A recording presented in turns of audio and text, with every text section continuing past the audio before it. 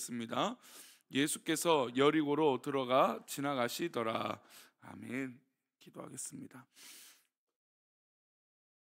하나님 아버지 감사합니다. 오늘도 복된 날 주시고 우리 삶 속에 주님을 모실 수 있도록 또 은혜를 주셔서 감사합니다.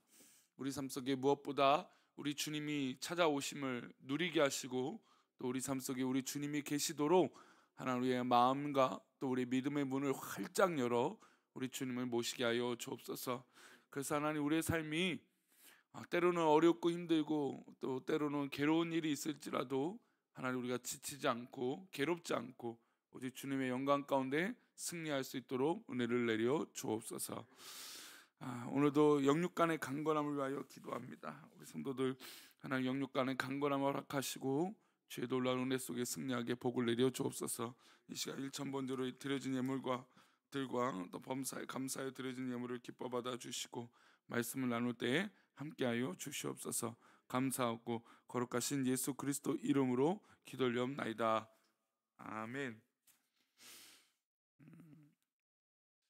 어릴 때 놀이를 하게 되면 편을 가르죠. 보통 가위바위보를 하나, 우리 성도님들은 이제, 저는 어렸을 때 이게 대댄지라고 했는데 엎어라 뒤집어라든 위로 아래로든 별의별 이제 이름들이 동네마다 다 있던데, 어쨌든 편을 이렇게 갈라서 이제 게임을 하거나 이렇게 아이들과 함께 시합을 하게 됩니다. 근데 이제 편가르기 할 때 아무래도 내가 같이 하면 좋겠다 하는 친구들이 있겠죠. 아니면 그 게임에 잘하는 친구나 아니면 열심히 하는 사람, 아니면 내 마음과 맞는 사람이 내 편이 되면 참 좋을 겁니다.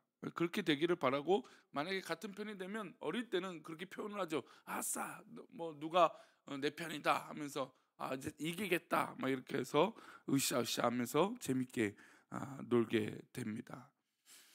근데 이렇게 건강하게 아이들처럼 편을 나누고 게임을 하고 운동을 하고 그럴 수 있습니다.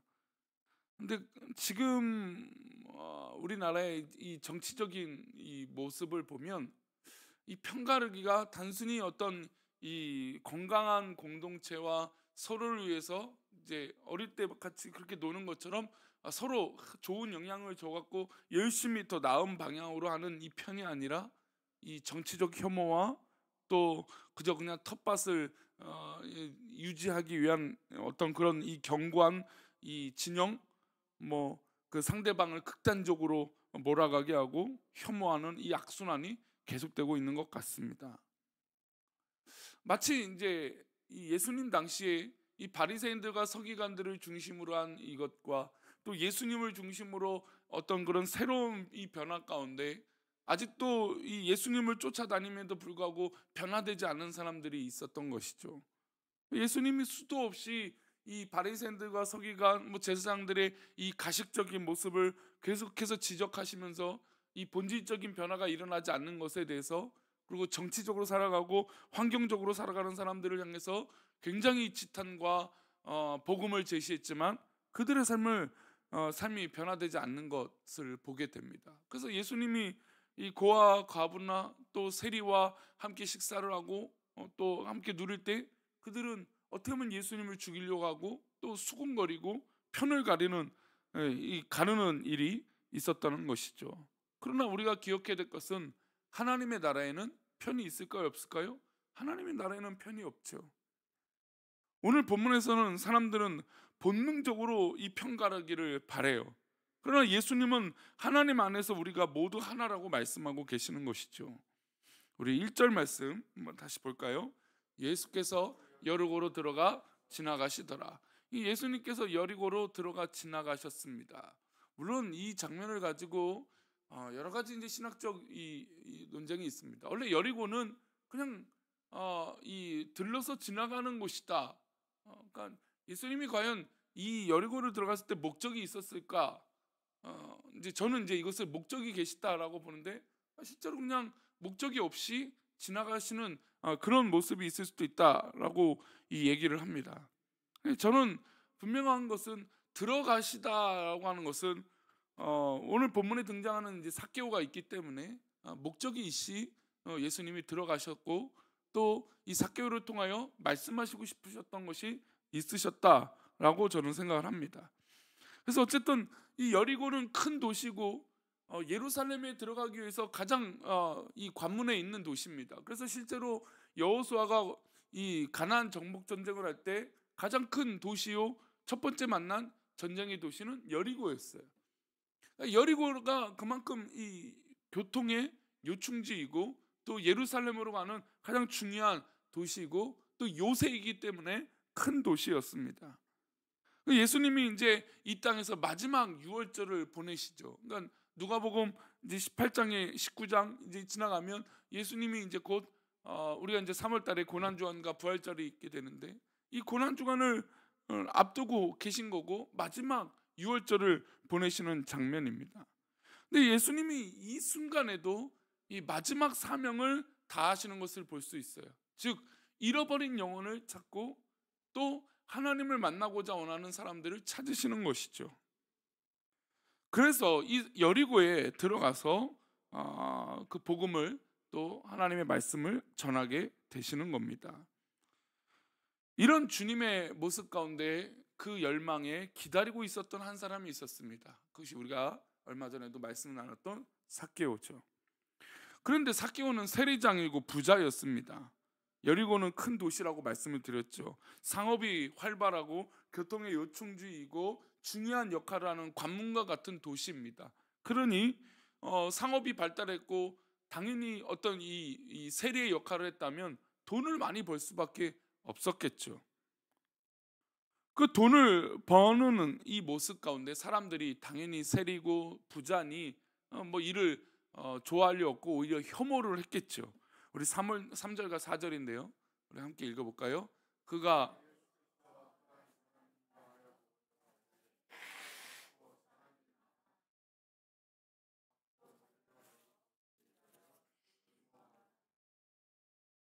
이는 예수께서 그리로 지나가시게 됩니다.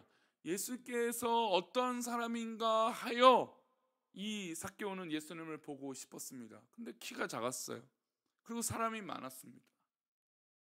우리가 알다시피 이 부자인 이가 키가 작고 사람이 많아 볼 수 없었어요.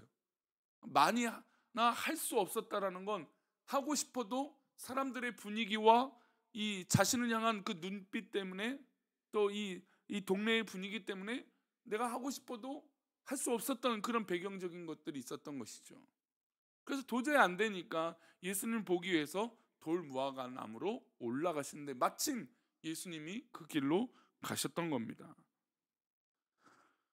그는 예수님과 어떤 이 예수님을 만나고자 하는 간절한 마음으로 했지만 뭐 누가 알았겠습니까? 지금 예수님 주변에도 다 그런 사람들이 있잖아요.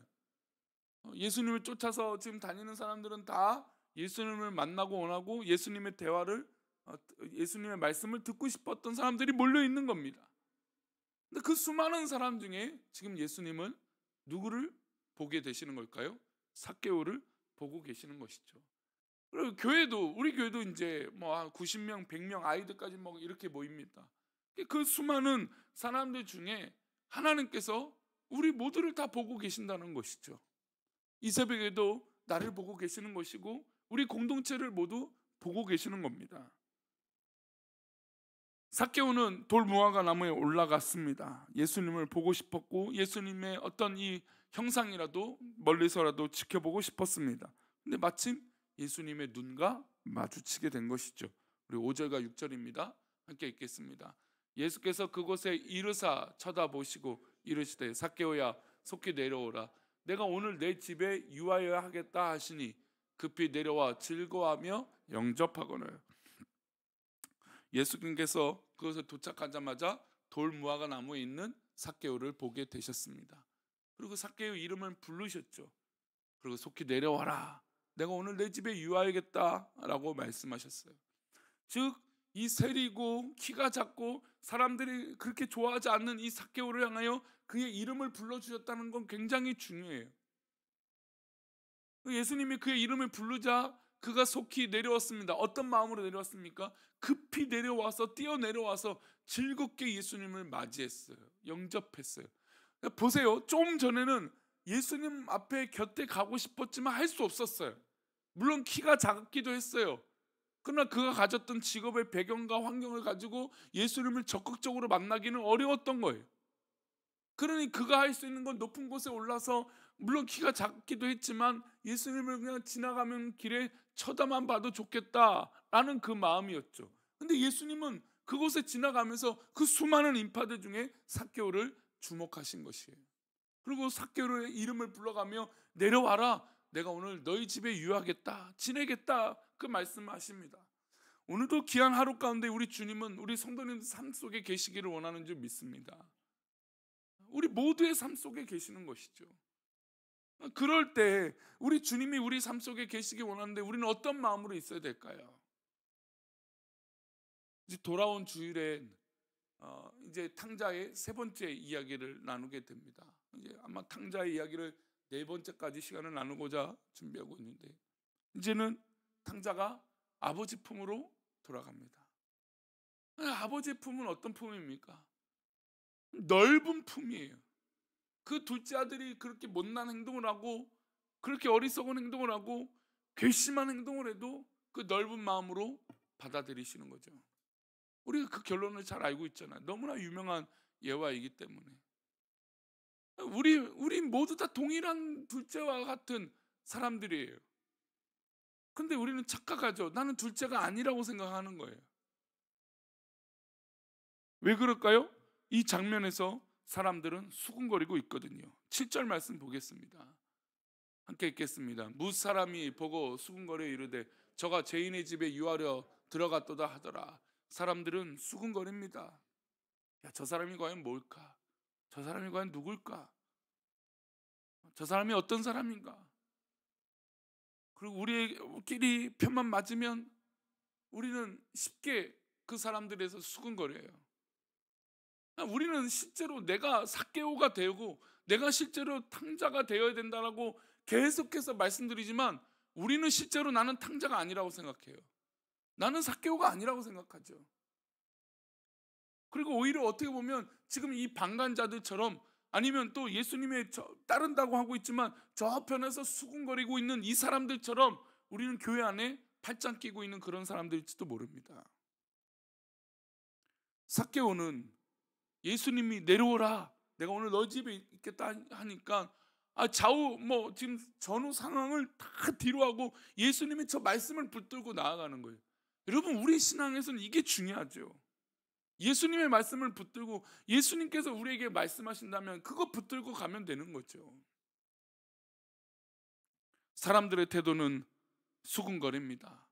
마치 편을 갈아놓고, 야, 저 사람들, 야, 예수님 알아봤더니 아이고 결국 저 죄인과 똑같네 하며 예수님조차도 죄인 취급하며 예수님을 몰아세우기 시작합니다.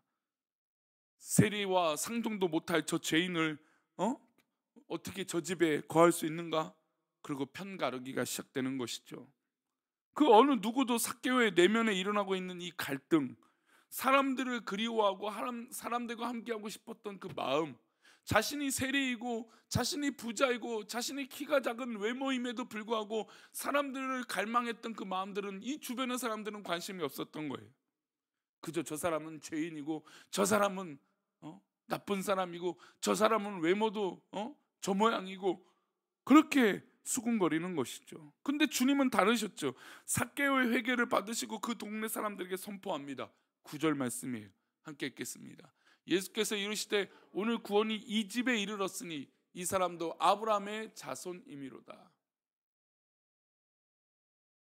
우리 주님께서 우리 주변의 사람들을 향하여, 야, 이 사람도 하나님의 사람이다, 구원이 이른다, 우리 주님이 이렇게 말씀하시는데 우리는 팔짱 끼고 수군거리는 그런 사람인가? 아니면 오늘도 이 구원을 받아들이고 구원의 이 넓은 마음을 가질 것인가? 아브라함의 자손이라고 여기고 삭개오는 아브라함의 자손이 아니라고 주변의 사람들은 선을 긋습니다. 근데 예수님은 이 사람도 아브라함의 자손이다 라고 얘기하는 것이죠. 원래 유대인들이 그렇지 않습니까? 우리는 아브라함의 후손이다, 그리고 편을 가르지 않습니까? 우리 주님이 이 땅에 오신 목적을 우리는 잊지 말아야 됩니다. 우리 에베소서 2장 14절인데요, 이 말씀 참 중요해서 한번 읽어봤으면 좋겠습니다. 그는 우리의 화평이신지라 돌로 하나를 만드사 원수된 것 곧 중간에 막힌 담을 자기 육체로 하셨다. 주는 평화 막힌 담을 모두 하셨네. 저 어렸을 때 참 이 찬양이 그래 참 의미가 있었어요. 어릴 때 불렀던 이 찬양. 그래 우리의 막힌 담을 허물었어요. 그래서 저는 참 교회 오면 친구들을 사귀고 하는 게 참 즐거웠어요. 물론 어느 순간은 제가 주류죠. 뭐 중고등부 청소년부 회장도 하고 뭐 친구들을 아우르고 뭐 선배들 뭐 후배들 사이에 인정받고 뭐 주류가 됩니다. 근데 주류에 들어오고 싶어도 함께하지 못하는 친구들이 분명히 있었죠. 저도 모르게 그런 편이 있었던 거예요. 나는 그렇게 생각하지 않았는데. 여러분 우리의 삶이 하나님께서 구원을 이루시는 사역이라면 우리 또한 화평을 이루고 막힌 담을 허무는 자리에 있지 않아야 되겠습니까? 아니, 저는 우리 성도들이 하는 생각이 틀렸다라고 말하지 않아요. 옳죠. 우리가 생각하고 우리가 바라고 하는 염려들이 틀리겠습니까? 맞아요. 그런데 그것보다 더 중요한 문제가 있다라는 거예요. 그건 뭡니까? 우리 주님은 우리의 화평이세요. 막힌 담을 허시는 거예요. 삭개오를 향하여 너도 아브라함의 후손이다. 사실 이 말은 이 주변의 사람들에게 굉장히 모욕적인 말이었어요.